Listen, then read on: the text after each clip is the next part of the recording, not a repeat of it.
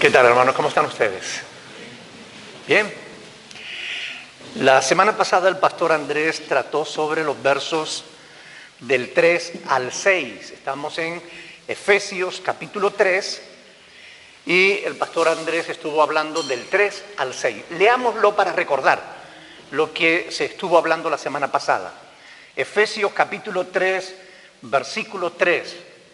Ahí dice el apóstol Pablo: revelación me fue dado el ministerio, me fue declarado el misterio, que como antes lo he escrito brevemente, leyendo lo cual podéis entender cuál. ¿No se oye bien? A ver. Sí, bueno. ¿Ahora sí? Ah, vale. No respire, ¿eh? Para que no. Qué malos son. No respire, dice. Bien, volvemos otra vez a empezar la lectura. Efesios capítulo 3, versículo 3. Dice que por revelación me fue declarado el misterio, como antes también lo he escrito brevemente, leyendo lo cual podéis entender cuál sea mi conocimiento del misterio de Cristo. Misterio que en otras generaciones no se dio a conocer a los hijos de los hombres, como ahora es revelado a sus santos apóstoles y profetas por el Espíritu.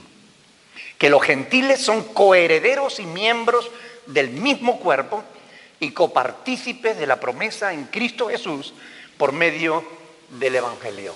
Estos fueron los pasajes que estuvimos viendo la semana pasada y ahí se nos hablan de tres temas importantes: conocimiento, misterio y revelaciones, ¿verdad? Son los tres temas que tenemos ahí en ese pasaje. Temas que están íntimamente relacionados los unos con los otros. Y es importante tenerlos claros porque por ahí escuchamos mensajes, los recibimos a través de Facebook, escuchando a la gente hablar, en la radio, en la televisión, en la calle, ¿verdad? De que, bueno, pues diferentes mensajes que de alguna manera contradicen la palabra de Dios.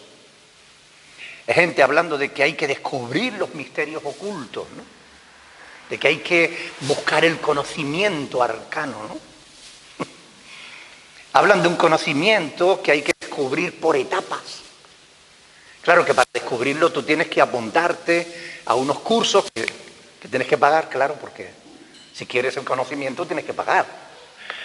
Y también tienes que comprar unos libros que te van a revelar los misterios ocultos, ¿no? Entonces todo esto lo oímos por ahí y son patrañas. La semana pasada estuvimos hablando de esto, ¿verdad? Incluso en las iglesias, en algunas iglesias, se habla de que se necesitan nuevas revelaciones, ¿no? Ayer me mandaba una hermana de Colombia, me mandaba una grabación de una supuesta profeta dando un mensaje, ¿no? De que, hay que conocer las Escrituras. No, hay que conocer a Dios por revelación. El conocimiento viene por revelación, no viene por las Escrituras. O sea, le damos una patada a la Biblia, y ahora nos ponemos a ver qué nueva revelación nos viene. Y claro, el diablo se aprovecha y manda espíritus engañadores, equivoca a la gente y la gente se desvía de la verdad. Estas cosas están pasando. Por eso es tan importante que la Iglesia del Señor conozca bien las Sagradas Escrituras para saber decir, oiga, no, mire, eso no es así, ¿verdad? Entonces, ¿quedan aún misterios por resolver? ¿Debemos pagar por el conocimiento de Dios? ¿Es suficiente la Biblia o necesitamos nuevas revelaciones? ¿Qué dice la palabra de Dios en cuanto a todo eso? Bueno, la palabra de Dios, que es la verdad, nos dice realmente que los misterios ya están resueltos. Los misterios ya se han dado a conocer. Los misterios que no fueron dados a conocer, que no se dio, dice el versículo 5, a conocer a los hijos de los hombres, dice, pero ahora es revelado a sus santos apóstoles y profetas por el Espíritu. Así que aquí están revelados los misterios en la Biblia. Esto es lo que tenemos que conocer, la palabra de Dios, si queremos conocer los misterios. ¿Están aquí? Ya no son misterios, ya fueron revelados por el Espíritu a quienes escribieron la palabra de Dios, que fueron los profetas y los apóstoles, ¿verdad? Fíjense en Romanos capítulo 16, lean conmigo, porque estos son textos que ustedes deberían conocer y de alguna manera deberían tenerlos subrayados. Romanos capítulo 16, versículo 25. Dice: y al que puede confirmaros según mi evangelio y la predicación de Jesucristo, según la revelación del misterio que se ha mantenido oculto desde tiempos eternos, pero que, ¿qué? Dice ahí, pero que ha sido manifestado ahora. ¿Y quién está diciendo esto? El apóstol Pablo en el siglo I. Los misterios hace 2000 años que fueron descubiertos, pero que ha sido manifestado ahora y que por las escrituras de los profetas, según el mandamiento del Dios eterno, se ha dado a conocer a todas las gentes para que obedezcan a la fe al único y sabio Dios, sea gloria mediante Jesucristo para siempre. Amén. Qué claro, qué sencillo. Está aquí escrito. Cuando alguien me habla de misterios, que si voy y hago tal curso de Noxis, ¿han oído hablar de la Noxis? Claro, tienes que pagar, ¿no? Vas a conocer los misterios de la sabiduría oculta. ¿De verdad? Ah, no, mira, yo ya lo conozco. ¿Cómo que tú lo conoces? Sí. ¿Tú has seguido las diferentes etapas de la Noxis? No. Me compré una Biblia y aquí están revelados todos los secretos. Ya está. Lo dice aquí el apóstol Pablo, inspirado por el Espíritu Santo de Dios. ¿Se equivocará Dios? ¿Se equivocará el Espíritu Santo? ¿Se equivocará el apóstol Pablo? ¿O se equivocan los que todavía siguen buscando respuesta a misterios ocultos? Según este pasaje, ¿cuándo se ha revelado el misterio? ¿Qué dice ahí Pablo? Dice que ha sido manifestado. ¿Qué dice? Ahora. ¿Y cuándo dijo Pablo esto? Hace 2000 años. Casi 2000 años que dijo Pablo esto. Que han sido revelados, ¿verdad? Y por las Escrituras. Que no se nos olvide. El texto que estamos estudiando nos aclara, el de Efesios. Efesios capítulo 3, se aclara esto también. Leyendo, dice el versículo 4, lo cual podéis entender cuál sea mi conocimiento, dice Pablo, del misterio de Cristo. Misterio que en otras generaciones no se dio a conocer a los hijos de los hombres, como ahora es revelado a sus santos apóstoles y profetas por el Espíritu. Ya está. No hay que seguir buscando. Colosenses capítulo 1. Ustedes ven que Pablo no dice las cosas una sola vez. Las repite en todas sus cartas. Capítulo 1 de Colosenses, versículo 26.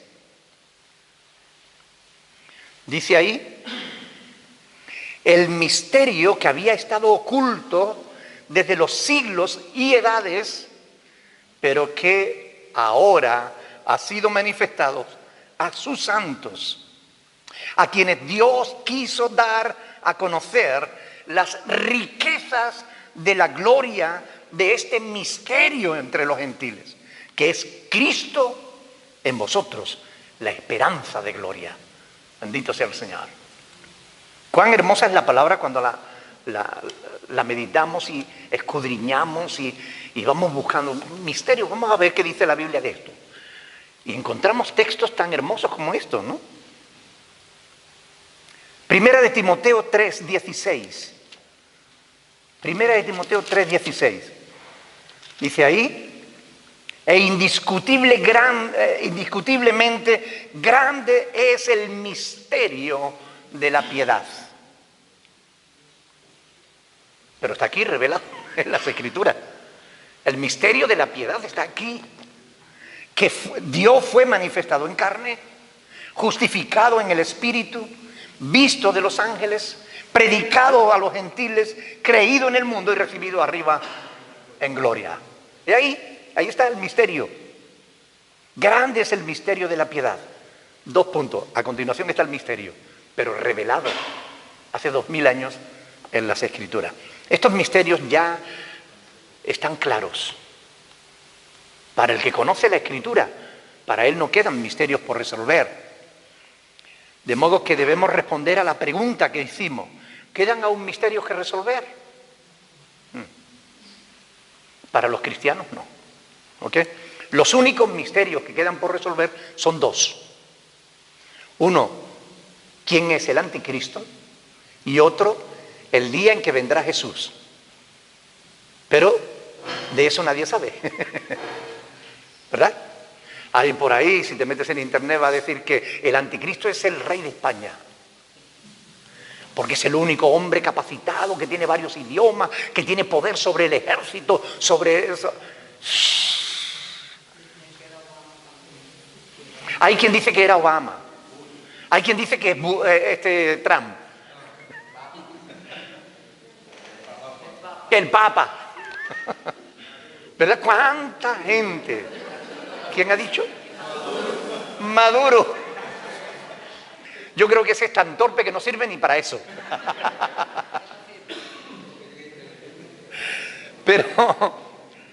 Pero créanme, esos son misterios que Dios no ha querido resolver, no ha querido revelar. Por ejemplo, el día y la hora, ¿cuántas fechas se han dado? ¿Cuánta gente se ha atrevido a decir, viene tal día o va a venir en tal fecha? Todo el que ha profetizado un día y una hora en que Cristo había de venir, ha quedado por mentiroso. Dios los ha avergonzado a todos. De tal modo que ya nadie se atreve a decir cuándo va a venir Cristo. Pero si es que está claro, la palabra de Dios dice, del día y de la hora, nadie sabe. Pues es un misterio que Dios no ha querido resolver, para que estemos siempre preparados. Yo tengo la maleta hecha. Si el Señor viene ya o me llama, yo estoy preparado. Me da igual, yo estoy listo.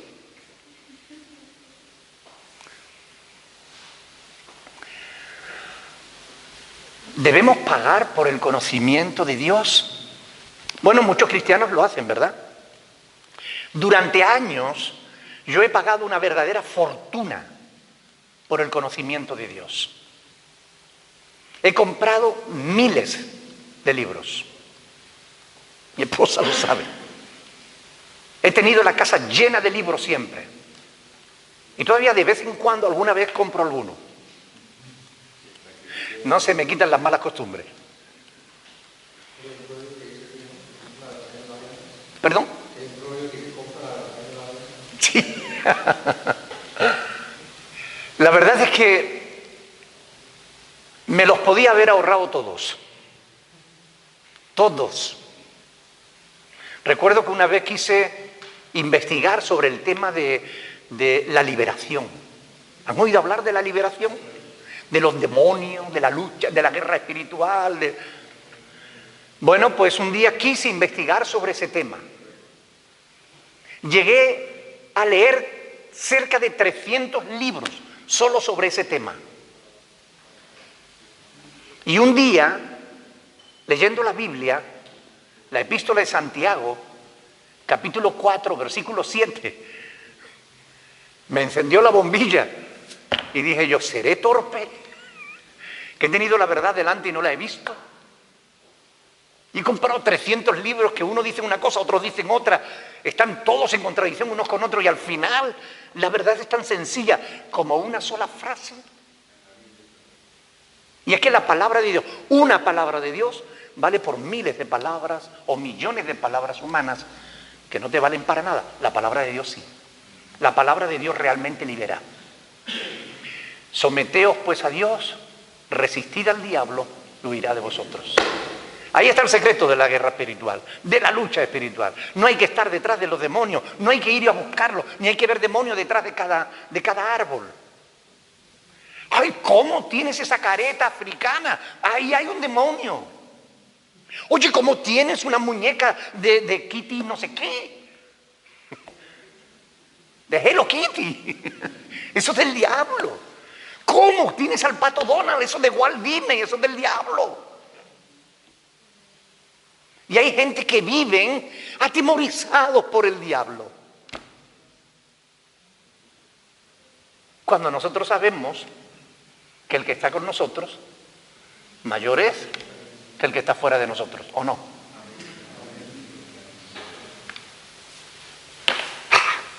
¿Cuántas tonterías nos han metido en la cabeza?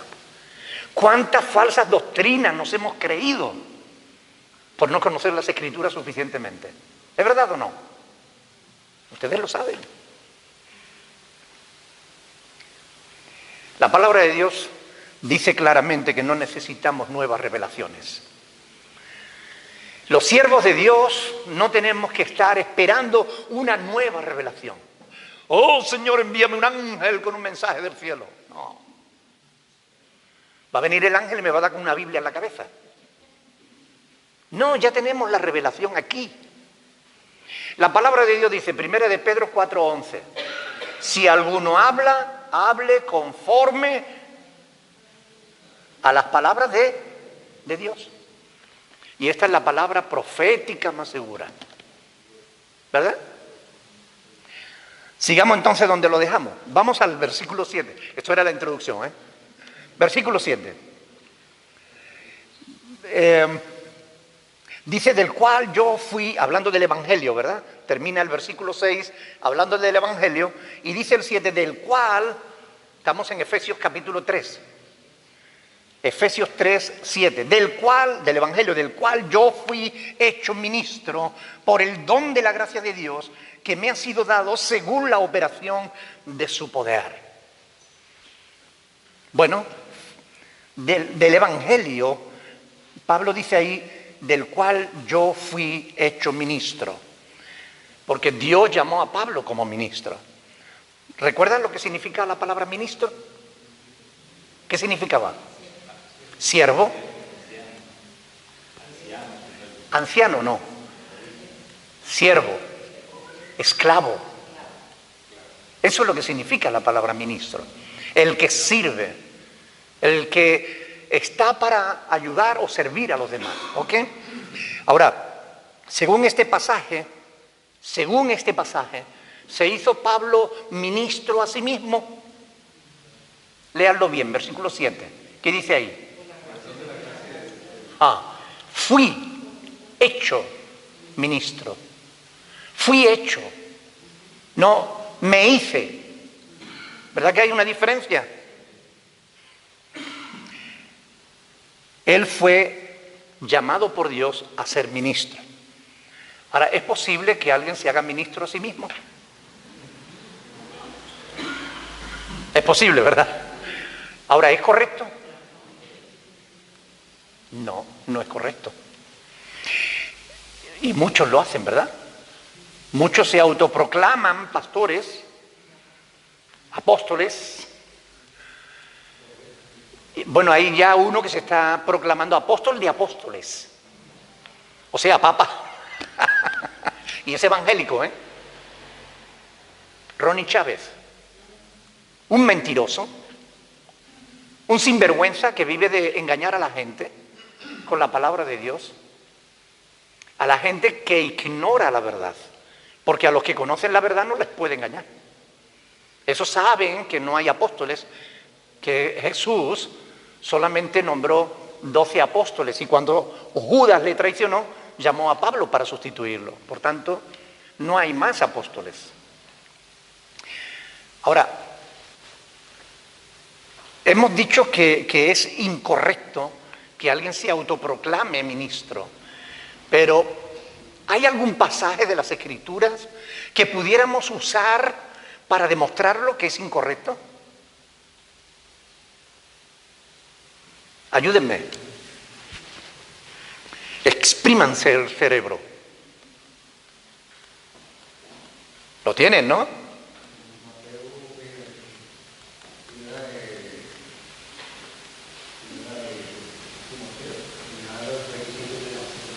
¿Primera de Timoteo qué? 3. Ahí dice, si alguno anhela obispado, buena obra desea. Pero es necesario que, y habla de los requisitos, pero ahí no está hablando que sea incorrecto que alguien se autoproclame pastor. Más bien, casi podría servir para apoyar la otra postura. ¿Qué tiene de malo que yo me haga ministro a mí mismo? O que Héctor diga, pues a partir de ahora yo voy a ser pastor. Voy a alquilar un local, voy a poner un cartel que ponga iglesia, y con 10 personas que vengan y que diezmen, vivo yo. A mí me lo dijo eso una vez una persona. Y lo hizo, ¿eh?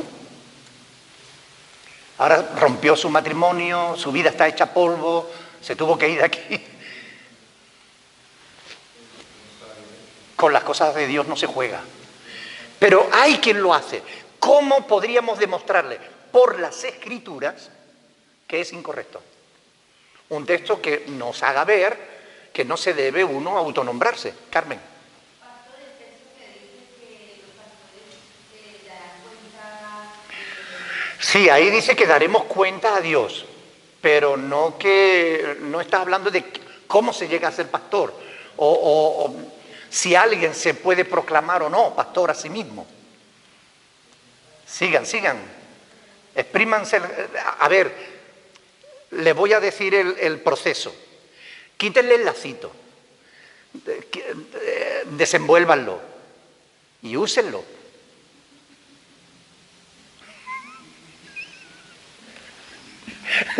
Usen el cerebro. A ver, exprímanse el cerebro. ¿Algún texto? ¿No se les ocurre ninguno? Ustedes conocen, fíjense, aquí mismo en esta epístola, Efesios capítulo 4, versículo 11, ¿qué dice ahí? Hablando de Cristo, ¿qué dice ahí? Y Él mismo constituyó apóstoles, profetas, evangelistas, pastores, maestros. Él mismo, está hablando de Dios, del Señor. ¿Qué dice Primera de Corintios cuando habla de los dones, de los talentos, ¿qué dice? Que es Dios por el Espíritu el que reparte a cada uno en particular como Él quiere. ¿Quién llamó a los apóstoles? Cristo. Y por medio de Pablo, Dios llamó al ministerio a Timoteo. Y a través de Timoteo y de Tito, a otras personas, y les encargó lo que habéis oído de mí, acerca del Evangelio. Busquen hombres que sean idóneos para que a su vez busquen a otros y así la cadena continúe, para enseñar a otros.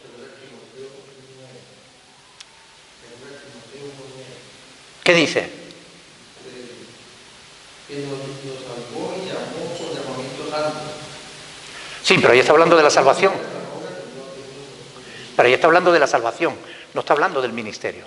Quizás el pasaje más claro de toda la Biblia que demuestra que es incorrecto autoproclamarse ministro de Dios, lo tengamos en el Antiguo Testamento, en el libro de Números.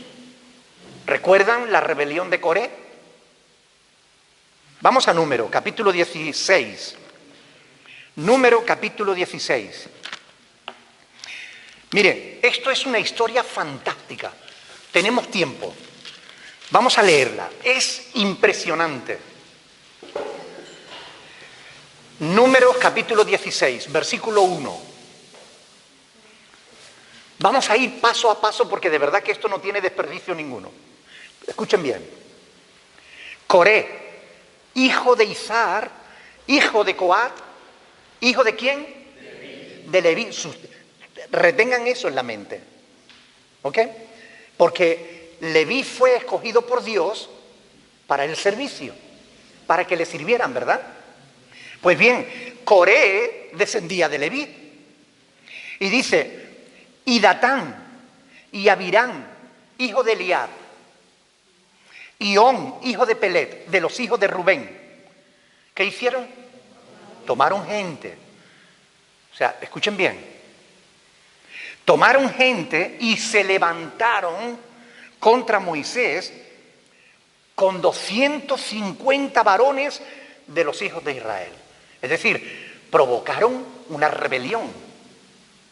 Vengan para acá. Empezaron a hablarle a la gente, a convencerlos y a ponerlos contra Moisés y contra Aarón. Empezaron una rebelión. Las rebeliones comienzan así, en oculto, calladito. Como Absalón cuando conspiró contra su papá David. ¿Recuerdan? Él se ponía en los caminos cuando la gente venía buscando a David para que le hiciera justicia. Le decía, los desanimaba y le decía, no, ¿para qué va a ir si David no te va a hacer justicia? Tú espera que yo sea rey, que yo sí que te voy a hacer justicia. Y ponía a la gente a su favor contra David, su padre. Pues mire, estos se levantaron contra Moisés. No era un grupito de 4 o 5 personas. 250 y Coré, Datán, Abirán, Eliab, Om, 255 personas que se levantaron. Y no eran gente corriente. Eran de los hijos de Israel, pero eran príncipes de la congregación, de los del consejo. ¿Recuerdan que Moisés tenía un consejo de 70 ancianos? Los hijos de esos ancianos son los que están involucrados en esta rebelión. Varones de renombre. Y se juntaron contra Moisés y a Aarón y le dijeron, ya una vez fraguada la rebelión, vamos para allá. Fueron a Moisés y a Aarón y le dijeron, basta ya de vosotros, porque toda la congregación, todos ellos son santos, y en medio de ellos está Jehová. ¿Por qué pues os levantáis vosotros sobre la congregación del Señor? Estaban poniendo al resto del pueblo en contra de Moisés y de Aarón. Como si Moisés y Aarón hubieran dicho, aquí los únicos santos somos nosotros. ¿Pero había dicho eso a Aarón y Moisés? No. Ellos se limitaban a hacer la voluntad de Dios, a decir lo que Dios les decía que tenían que decir. Cuando oyó esto Moisés, no cogió la espada, ni los mandó a freír espárragos, sino que él lo que hizo fue, se postró sobre su rostro. Es decir, fue una actitud de humildad y al mismo tiempo también buscando a Dios. Era una actitud de adoración a Dios. Tirarse al suelo sobre su rostro. Y dice ahí, y habló a Coré y a todo su séquito diciendo, mañana mostrará el Señor quién es suyo. Fíjense ustedes, cogió Moisés el asunto y en vez de enfrentarlo, ustedes qué hacéis, no tenéis derecho, porque esto no está bien, porque... No. Voy a hablar con vuestros padres. No. Cogió el asunto y lo dejó en manos de Dios. Mañana mostrará el Señor quién es suyo y quién es santo. Y hará que se acerque a Él. Al que Él escogiere, Él se acercará así. Haced esto. Tomaos incensarios, Coré y todo su séquito, y poned fuego en ellos, y poned en ellos incienso delante del Señor mañana. Y el varón a quien el Señor escogiere, aquel será el santo. Esto os basta, hijos de Leví. Dijo más Moisés a Coré, oíd ahora, hijos de Leví, ¿os es poco que el Dios de Israel os haya apartado de la congregación de Israel, acercándoos a Él, para que ministréis en el servicio del tabernáculo del Dios y estéis delante de la congregación para ministrarles. Y que te hizo acercar a ti y a todos tus hermanos, los hijos de Leví contigo. ¿Procuráis también el sacerdocio? Eran levitas, servían a Dios, pero envidiaban el puesto de Moisés y de Aarón. Por tanto, tú y todo tu séquito sois los que os juntáis contra el Señor. Pues Aarón, ¿qué es para que contra él murmuréis? La murmuración no era solo contra Aarón, era también contra Moisés. Pero Moisés como que no se siente aludido. Él no se defiende. Por eso dice la Biblia que Moisés era el hombre más manso de la tierra. Y envió Moisés a llamar a Datán y a Abirán, hijos de Eliab. Mas ellos respondieron: no iremos allá. Es poco que nos haya hecho venir de una tierra que destila leche. ¿De dónde venían ellos? De Egipto. Tierra que fluye leche y miel. Egipto. Latigazos. 430 años de esclavitud. Pero ya le habían olvidado. Es poco que nos hayas hecho venir de una tierra que destila leche y miel para hacernos morir en este desierto, sino que también te enseñorees de nosotros imperiosamente. Fíjate cómo estaban interpretando a Moisés.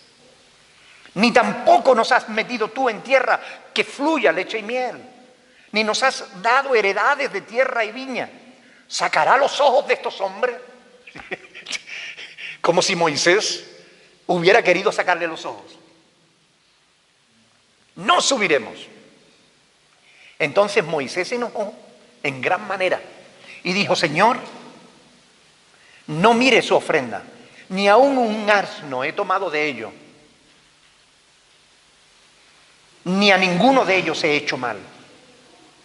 Después dijo Moisés a Coré: tú y todo tu séquito, poneos mañana delante del Señor, tú y ellos, y a Aarón al otro lado. Y tomad cada uno su incensario y poned incienso en ellos y acercaos delante del Señor. Cada uno con su incensario. 250 incensarios, tú también, y a Aarón, cada uno con su incensario. Y tomó cada uno su incensario. Y pusieron en ellos fuego y echaron en ellos incienso y se pusieron a la puerta del tabernáculo de reunión con Moisés y Aarón. Ya Coré, escuchen bien, había hecho juntar contra ellos a toda la congregación a la puerta del tabernáculo de reunión. Todo el pueblo estaba ya con ellos. No siempre la democracia es lo correcto.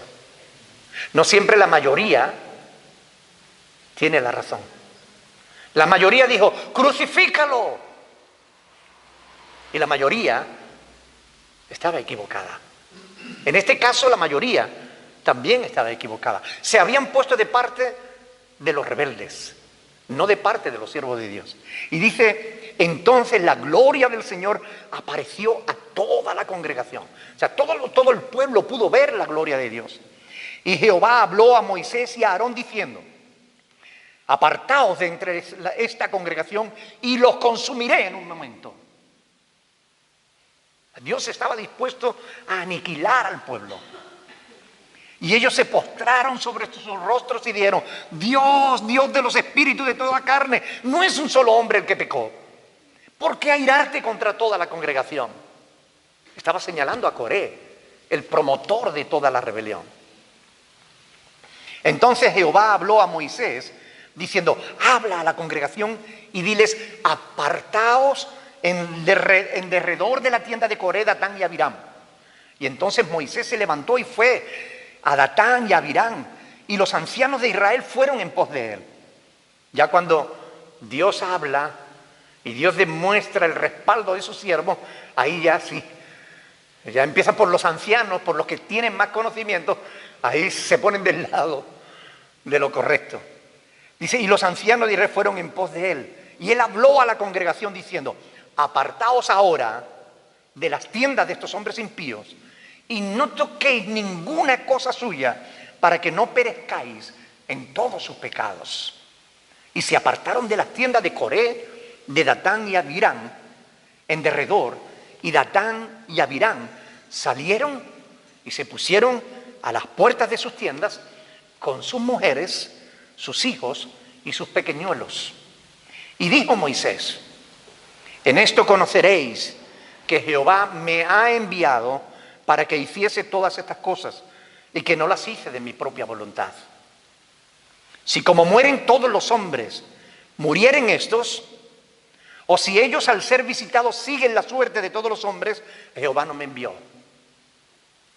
Mas si Jehová hiciere algo nuevo, y la tierra abriere su boca, y los tragare con todas sus cosas, y descendieren vivos al Seol, entonces conoceréis que estos hombres irritaron a Jehová. Y aconteció que cuando cesó de hablar todas estas palabras, ¿qué ocurrió? Se abrió la tierra que estaba debajo de ellos. Abrió la tierra su boca y los tragó a ellos, a sus casas, a todos los hombres de Coré y a todos sus bienes. Y ellos, con todo lo que tenían, descendieron vivos al Seol. Y los cubrió la tierra y perecieron de en medio de la congregación. Y todo Israel y los que estaban en derredor de ellos, ¿qué hicieron? Huyeron al grito de ellos, porque decían: no nos trague también la tierra. También salió fuego de delante del Señor y consumió a los 250 hombres que ofrecían el incienso. Entonces Jehová habló a Moisés diciendo: di a Eleazar, hijo del sacerdote Aarón, que tome los incensarios de en medio del incendio y derramen más allá el fuego, porque son santificados. Impresionante, ¿no? Es una lectura para distraerse, para pararse y para meditarla. ¿Qué podemos aprender de este pasaje?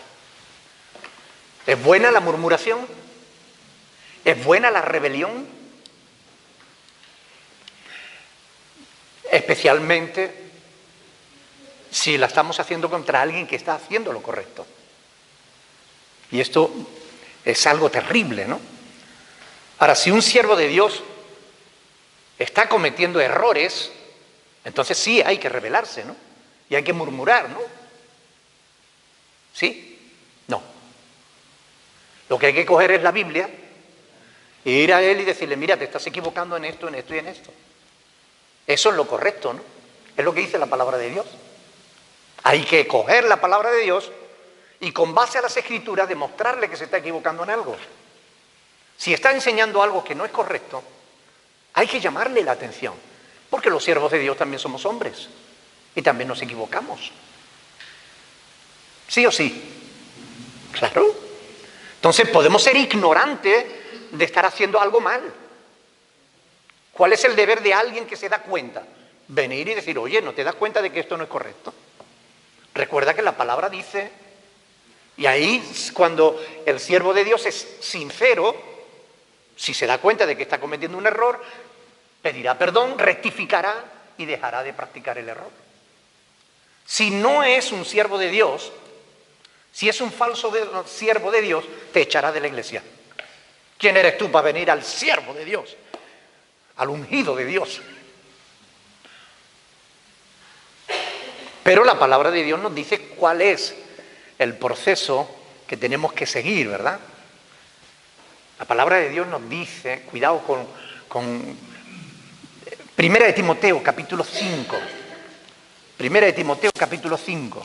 Mira lo que dice aquí Pablo al respecto de este tema. Versículo 17. Dice: los ancianos que gobiernan bien sean tenidos por dignos de doble honor, mayormente los que trabajan en predicar y enseñar. Ustedes saben que digno de doble honor significa digno de doble salario, porque honor significa, es la palabra, la raíz de esta palabra es de la que procede la palabra honor honorarios. Así es. Pero no nos centremos en esto, solamente una pincelada para que sepan. No le estoy diciendo que me suban el sueldo, ¿eh? Simplemente para que lo sepan. Dicen, los ancianos que gobiernan bien sean tenidos por dignos de doble honor, mayormente los que trabajan en predicar y enseñar. Pues la Escritura dice, no pondrás bozal al buey que trilla, y digno es el obrero de su salario. ¿Veis cómo está hablando de esto? Dice, contra un anciano, contra un pastor, no admitas acusación, sino con 2 o 3 testigos. Amén. Esto es lo que dice la palabra de Dios. Ahora, vamos a suponer que tenemos testigos de que el pastor está obrando mal, pero no quiere reconocer su pecado. ¿Qué debemos hacer?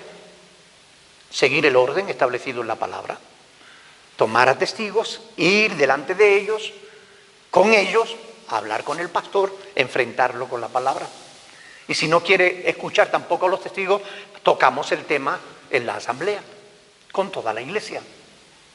Es que el pastor está fallando en esto y no quiere reconocerlo y no sé qué. Perfecto. Pero se hacen las cosas bien sin levantar rebeliones, ¿verdad? Ahora, este orden que Dios ha establecido de cómo se debe corregir o cómo se debe ejercitar la disciplina en la iglesia se refiere para con los que son creyentes, ¿verdad? Porque si hay una persona que no es creyente, ¿cómo la disciplinamos? O sea, si a alguien que no es creyente le dice, oye, mira que no está bien que hables mal, yo hablo como me da la gana, ¿verdad? Pero si es cristiano, le podemos decir, no, pero si tú eres cristiano no tienes derecho a manchar el testimonio del nombre de Cristo que está sobre tu vida. Ahí sí tenemos autoridad para corregir. Pero si no es creyente, pues simplemente soportamos, y le enseñamos, le corregimos, pero a riesgo de que no haga caso, ¿no? Ahora, fíjense el montón de gente que murió por el pecado de uno. Y es que el pecado es peligroso, porque el pecado se contagia. Cuando una persona comete un pecado, si no se arrepiente, va a contaminar a otros con ese pecado. Datán, Abiram, Om, fueron contaminados por el pecado de Coré. Los 250 príncipes fueron contaminados por el pecado de estos 5 varones. Lo curioso es que Coré ya estaba sirviendo a Dios.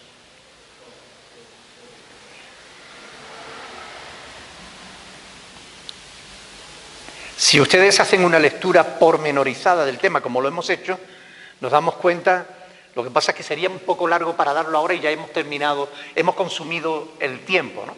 Pero es curioso el proceso de cómo se produce la rebelión, ¿no? Usan elementos elaborados. No solo tú eres santo, todo el pueblo es santo. ¿Por qué tiene que ser tú el que predique? ¿O por qué tiene que ser tú el que hable? ¿O por qué Dios va a ser tú el único que ministres a Dios, ¿no? Son argumentos elaborados. Ponen en duda el llamado del siervo de Dios. ¿Quién eres tú, no? Versículo 3. Rechazó la oportunidad de reconciliación que Moisés le tendió. Le tendió la mano y no quiso. No iremos, ¿no? Acusó a Moisés de sus infortunios. No, tú no nos has metido en la tierra que fluye leche y miel. Pero si era la rebeldía del pueblo lo que lo mantuvo 40 años en el desierto, no fue Moisés. Coré murió por el pecado que cometió. Y todos aquellos que le siguieron en su pecado murieron también. ¿Qué nos enseña esto? Que ponerse a ministrar cuando Dios no te llama es peligroso. Ponerse a ministrar sin ser llamado a Dios es peligroso.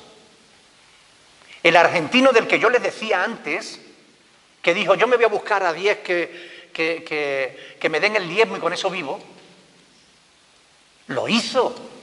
Buscó un pastor sinvergüenza que en el afán de querer decir, pues tengo una iglesia en tal sitio y otra en no sé cuánto, vino y sin conocerlo le dijo, sí, tú eres pastor. Y en un culto lo hizo pastor. Al día siguiente me viene con una tarjeta, fulano de tal pastor. Y yo le dije, 10.000 tarjetas de esas no te hacen pastor a ti en la vida. Tú no eres pastor, tú eres un mentiroso. Y no hay nadie que escupa al cielo que no le caiga encima. Así que ten cuidado porque Dios te va a castigar por eso. Bueno, hoy en día yo no sé ni dónde está. Sé que la mujer está aquí.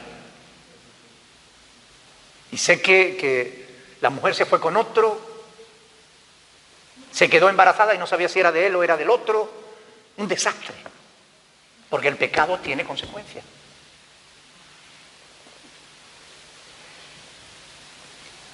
Todas aquellas personas que fueron manipuladas por Coré consideraron que podían hacer lo mismo que Moisés. Claro, ¿quién es este? ¿Y por qué no somos santos todos? Pero en realidad Dios no los llamó a todos a hacer lo que llamó a hacer a Moisés o a Aarón. Por eso este es un tema muy importante. Todo aquel que hoy en día se autoproclama pastor está asumiendo un riesgo delante de Dios. Y todos los que provocan rebeliones contra la voluntad establecida de Dios en su pueblo acaban teniendo problemas graves. ¡Wow! Tenemos que orar. Qué bueno que tenemos la palabra de Dios que nos enseña todas estas cosas, ¿no? Y que la palabra de Dios nos guarda, porque el conocimiento nos protege. ¿Amén? ¿Alguna pregunta?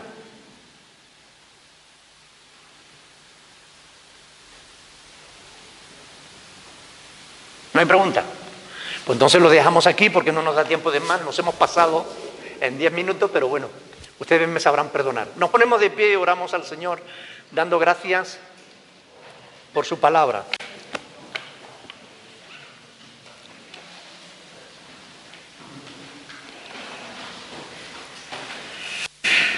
Alguien, por favor, que quiera dirigirnos en oración, dando gracias al Señor.